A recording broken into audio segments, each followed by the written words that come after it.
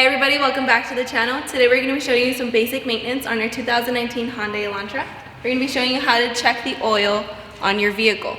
If you're doing this early in the morning, be sure to turn on your vehicle and let it run for 30 seconds to a minute before you check your oil level. Be sure to have a blue rag handy in order to wipe down the dipstick.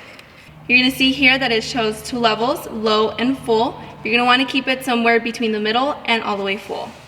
If your dipstick is reading low, be sure to turn off your engine. You're going to get your motor oil, in this case the 5W20, at your local auto parts store.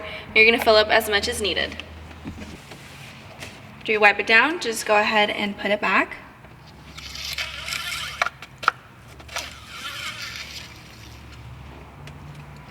Okay, in this case our level is full. Okay, you're going to put your dipstick back, and that completes this tutorial. If you guys have any specific questions, be sure to leave it down in the comment section below.